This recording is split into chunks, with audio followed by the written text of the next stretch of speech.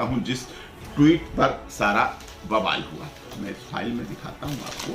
Tweet पर जो बवाल हुआ ये हुआ है, ये बिहार का रहने वाला है, उसे दर्द था प्रवासी मजदूरों का, उसे दर्द था पूर्वांचल के लोगों का, उसे दर्द था बिहार के लोगों का, उसे दर्द था हिंदी भाषा के साथ अपमान होने का, उसे दर्द था हिंदी भाषी लोगों के साथ क्यों ऐसा दुर्व्यवहार हो रहा है, उसे दर्द था कि तमिलनाडु में हिंदी भाषी लोगों के साथ और प्रवासी मजदूरों के साथ क्यों इतना गलत व्यवहार हो रहा है, क्यों उनके साथ बर्बरता हो रही, क्यों उनकी मारपीट हो रही, क्यों उनके साथ। तमिलनाडु पुलिस जाती है कोर्ट, रात के 9 बजे कोर्ट खुलवाती है, रात के 9 बजे कोर्ट खुलवा के एप्लीकेशन देती है और उसको सुबह सुनवाई के लिए रखा जाता है और मनीष कश्यप को बिहार भेजने से रोक लिया जाता है। एक साजिश।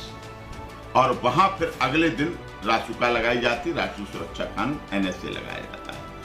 NSA आतंकवादी हो लगाइए, आप मना नहीं कर रहा कि आप NSA मत लगाइए। NSA उस पर लगाइए जो आपने पकड़ा हो, जो नेपाल बॉर्डर पे पकड़ा हो, जो भाग गया हो, जो विदेशों में चला गया हो, या फिर सलवार सूट पहन के भाग रहा हो, या फिर दाढ़ी बनवा ली हो, या फिर बाल कटवा लिए हो, या फिर पगड़ी बांध ली हो, या फिर हुलिया बदल लिया हो, या अपने को ऐसी जगह छुपा बैठा हो। मनीष कश्यप तो थाने में के चोर को कटारी से तो नहीं काटना चाहिए, ये उसने भावावेश में कह दिया। या ये भी कह दीजिए कई बार अपने अधिक प्रेम में, क्योंकि वो भी तेजस्वी यादव को प्यार करता है, अपने उप मुख्यमंत्री को प्यार करता है। जो लगाया गया है वो आखिर NSA होता क्या है और मनीष कश्यप ये लगाना क्यों जरूरी पड़ गया सरकार को?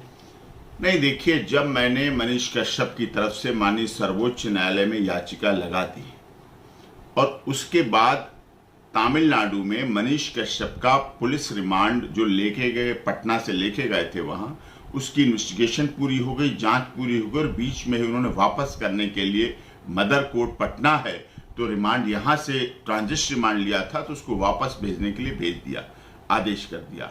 जब ये आदेश हो गया उसके बाद आनन फानन में तमिलनाडु पुलिस जाती है कोर्ट, रात के 9 बजे कोर्ट खुलवाती है, रात के 9 बजे कोर्ट खुलवा के एप्लीकेशन देती है और उसको सुबह सुनवाई के लिए रखा जाता है और मनीष कश्यप को बिहार भेजने से रोक लिया जाता है।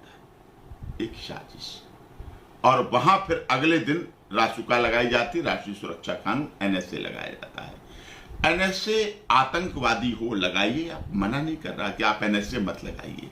NSA उस पर लगाइए जो आपने पकड़ा हो, जो नेपाल बॉर्डर पे पकड़ा हो, जो भाग गया हो, जो विदेशों में चला गया हो, या फिर सलवार सूट पहन के भाग रहा हो, या फिर दाढ़ी बनवा ली हो, या फिर बाल कटवा लिए हो, या फिर पगड़ी बांध ली हो, या फिर हुलिया बदल लिया हो, या अपने को ऐसी जगह छुपा बैठा हो। मनीष कश्यप तो थाने में सरेंडर हुआ जाके, इसका मतलब वो कानून में विश्वास रखता है, कानून में भरोसा रखता है, कानून पर यकीन करता है। और जो बच्चा कानून पर यकीन करता है, विश्वास करता है, आप उसे इस तरह का आतंकवादी राष्ट्रीय सुरक्षा कानून के तहत। दूसरी बात, उसके पिता देश के सैनिक हैं, देश की सीमा पर काम करने वाले सैनिक।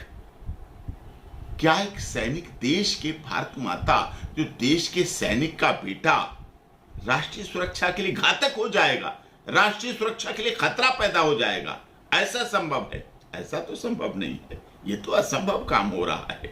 हाँ, राजनीति से प्रेरित मनीष कश्यप को राजनीति, पॉलिटिकल एंटी रिवेंजफुल मोटिव से फंसाया गया, उसके साथ इस तरह से कार्य किया गया। हाँ, उसकी गलती मानता हूं मैं, उसकी गलती एक है कि उसने ये कह दिया था कि मैं तेजस्वी यादव को मुख्यमंत्री नहीं बनने। सिंह साहब, सरकार गिराने को लेकर के अगर कोई पत्रकार कह दे कि मैं 180 दिनों के अंदर सरकार गिरा दूंगा, इसको कैसे देखते हैं? गलत पत्रकार नहीं, गलत का पॉलिटिकल इन्वॉल्वमेंट बिल्कुल गलत, बिल्कुल गलत, बिल्कुल। कभी पत्रकार को राजनीति में नहीं आना चाहिए। पत्रकार को निष्पक्ष, निडर, निर्भीक और राजनीति से दूर पत्रकारिता करनी चाहिए।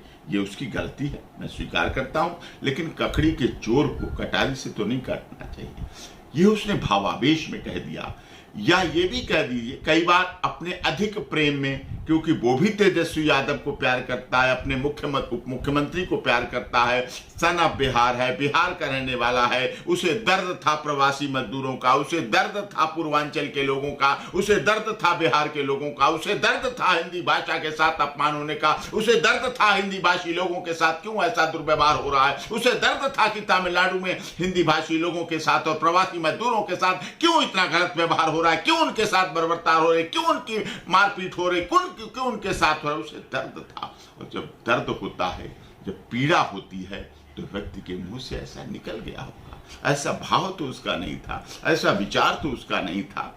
आपने देखा, आपको मैं बताता हूं जिस ट्वीट पर सारा बवाल हुआ, मैं इस फाइल में दिखाता हूं आपको।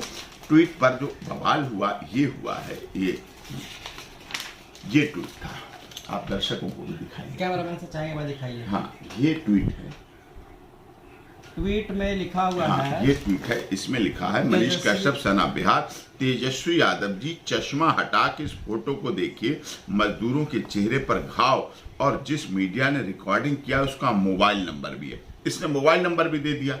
एक बार बात करके तो देखिए, क्या पता आप झूठ बोल रहे हैं और मजदूर सच में तमिलनाडु में परेशान है।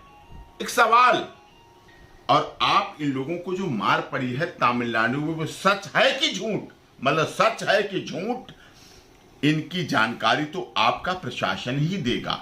लेकिन बिहारी मजदूर बिहार से बाहर जाकर मार खाते हैं, भगाए जाते हैं, इसके लिए दोषी आप लोग हैं। अब सवाल किससे उठाए जाएंगे? अगर आप मुख्यमंत्री हैं, अगर आप माननीय राबड़ी देवी जी के बेटे हैं, अगर आप पूर्व मुख्यमंत्री लालू यादव जी और पूर्व रेल मंत्री रहे लालू यादव जी के पुत्र हैं और उप मुख्यमंत्री हैं, अगर बिहार की जनता आपसे प्यार करती है, अगर आपको युवा तुर्क कहा जाता है, अगर आप बिहार के बेरोजगारों को रोजगार दिलाने के लिए अपने चुनावी मैनिफेस्टो में बोलते हैं, अगर आप बिहार की जनता की बात करते हैं, अगर आप छठ पर्व की बात करते हैं, अगर आप छठ पर्व को पूरी दुनिया में मनाए जाने की वकालत और बात करते हैं, तो सवाल भी तो आपसे ही पूछे जाएंगे, सवाल तो आपसे ही पूछे जाएंगे। और ये सवाल केवल मनीष कश्यप ने नहीं उठाए, ये सवाल और आपको दिखा रहा हूं, बहुत इंपॉर्टेंट चीज। ये देखिए, ये देखिए, ये है बर्बर तमिल, बर्बर वर्ड है बर्बर।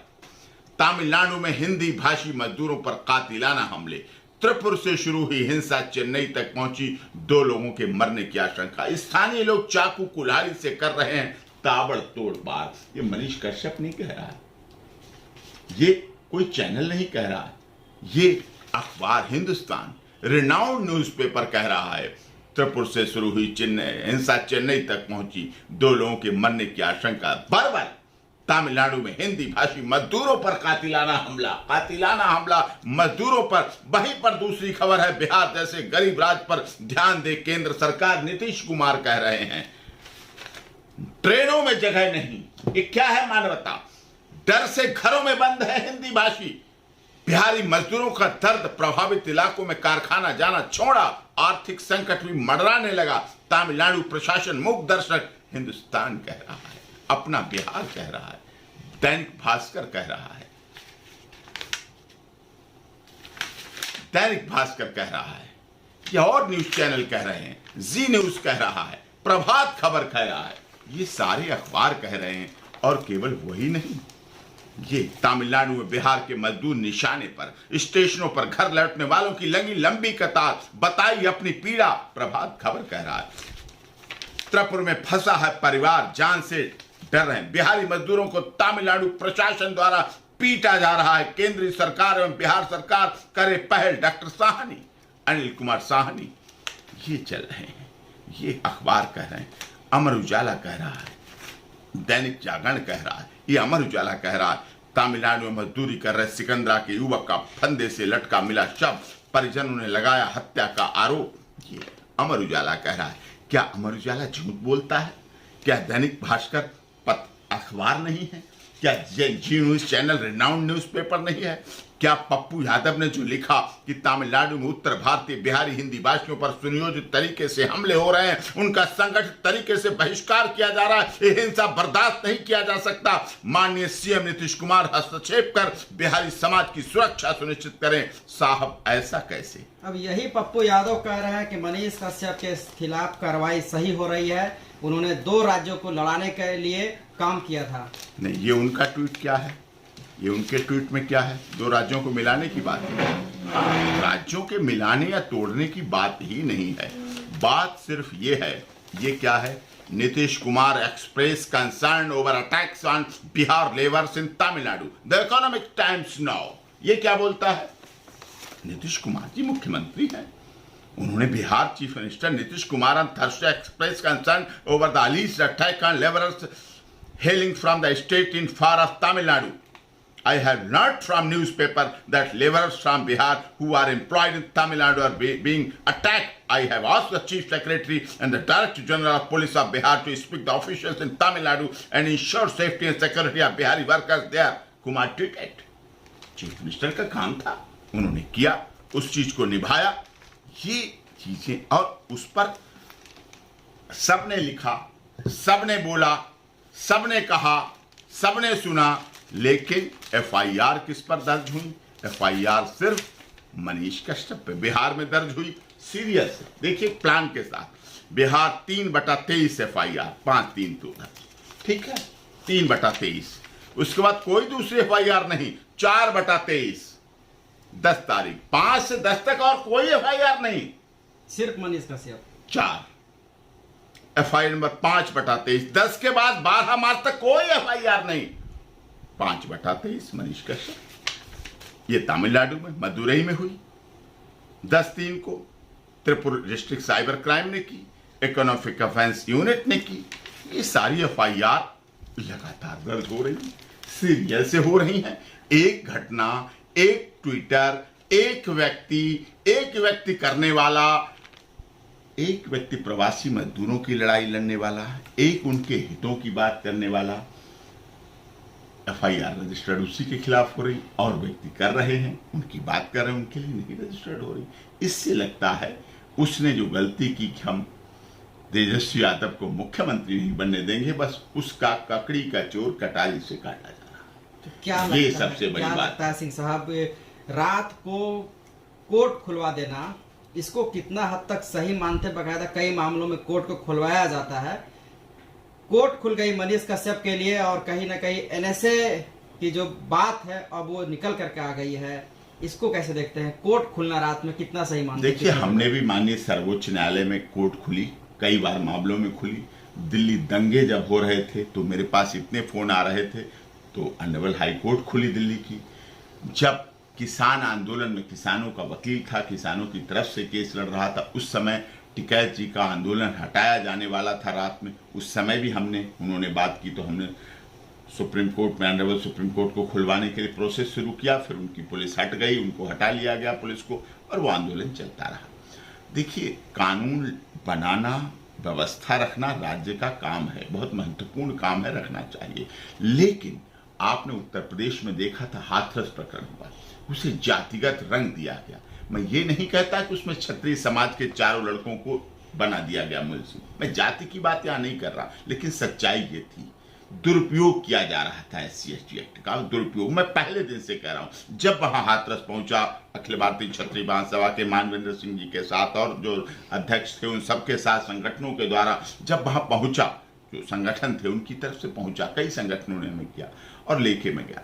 जब वहां ये बात आई, तब भी मैं कह रहा था कि ये मर्डर नहीं है, रेप नहीं है, गैंग रेप नहीं है। और वो पूरी लड़ाई के बाद देखो रिजल्ट आता है, जब केस में फैसला आता है, लीगल कोर्ट करती है, तो फैसले में साफ साबित हो जाता है कि तीनों आरोपी बरी, बाइज्जत बरी, एक को केवल झगड़े में सजा दी गई और तीनों मुलजिमों को बाइज्जत बरी कर दिया गया। झूठा साबित हुआ। जबकि राहुल गांधी ने जी उस पर राजनीति की, योगी जी से भी इस्तीफा मांगा गया, बहुत पूरा तूफान आ गया था, सर। तूफान आ गया था। लेकिन माफ कीजिए, आप लोग उस तरह के, आपका भी चैनल उत्तर भारत और सब जगह बहुत देखा जाता है, आप ग्राउंड जीरो पर रिपोर्टिंग करते हैं और आप लोगों को सच्ची खबर, असली खबर, सच की तह तक जाके उसको दिखाने का प्रयास करते हैं। लगातार आप टाइम ले रहे थे, अब टाइम मिला तो आप कर रहे हैं इंटरव्यू, अच्छी बात है, होना चाहिए, सच्चाई तक जाना चाहिए। लेकिन विषय ये है यहाँ पर महत्वपूर्ण, सरकारें केस बना देती हैं, सीबीआई जांच हुई, सब कुछ हुआ, हाथरस केस में फिर बरी हुए ना। जो मैं कह रहा था कि लड़के और लड़की की दोस्ती थी, कॉल डिटेल थी दोनों की एक दूसरे से, वही सिद्ध हुई और बरी हुए। आपने जो मैं वो केस बता रहा हूं जो मैंने लड़े, हाथरस प्रकरण लड़ा, जीता। किसान आंदोलन किसानों की तरफ से लड़ा, सुप्रीम कोर्ट में लड़ा और जीता।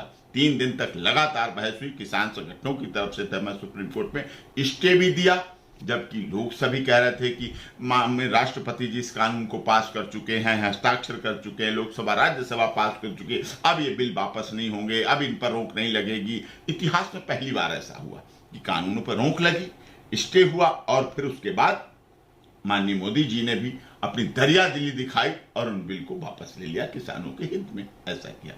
संत रामपाल दास जी का केस मैंने लड़ा, आपने देखा 950 लोगों पर देशद्रोह लगा दिया गया, नेपाल के लोगों पर देशद्रोह लगा दिया गया, जो नेपाली नागरिक, बच्चों पर देशद्रोह लगा दिया गया, लेकिन लड़ा, बेल हुई, बाहर हुए, सब निकले। इसमें सरकार लगा देती है, पुलिस प्रशासन का काम है अपना काम करना, लगा देते हैं, लेकिन सफल नहीं होते हैं।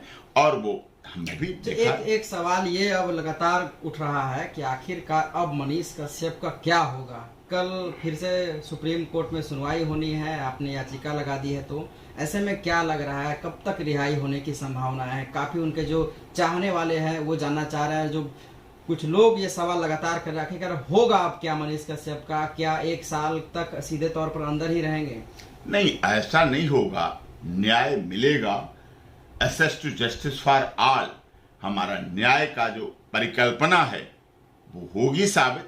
हमारा देश का संविधान, जो डॉक्टर भीमराव अंबेडकर संविधान निर्मात्री सभा के अध्यक्ष रहे हैं, क्योंकि हमारा संविधान कोरी किताब नहीं है, ज्वलंत है, जीवंत है, 150 करोड़ लोगों के साथ मिलके चलता है। और माननीय सर्वोच्च न्यायालय उस पर पूरी तरह से मूक दर्शक की तरह नहीं रहती है। सुप्रीम कोर्ट बोलती है, सजग है, जागरूक है, और हमारी उसमें याचिका लगी हुई है। हाँ, अभी उसमें आगे नोटिस होगा, उसमें आगे प्रोसीडिंग होगी, कार्रवाई होगी, समय लगेगा, लेकिन इंतजार कीजिए। हाँ, नहीं, वो कोई लास्ट नहीं है, उसमें आगे प्रोसेस होगा, प्रोसेस कंप्लीट होगा, उसमें उसके बाद सफलता मिलेगी। लेकिन access to justice for all, न्याय सबको मिलना चाहिए, मिलते हुए होना दिखना चाहिए, और न्याय की परिपक्वता होनी चाहिए। हमारे देश का एक आम नागरिक, आपने देखा है कभी छोटा व्यक्ति जब आपस में लड़ता है, बहुत छोटी बात के लिए लड़ता है, तो वो क्या कहता है? I will see you in court, मैं तुम्हें कोर्ट में देखूंगा, मैं तुम्हें अदालत में देखूंगा।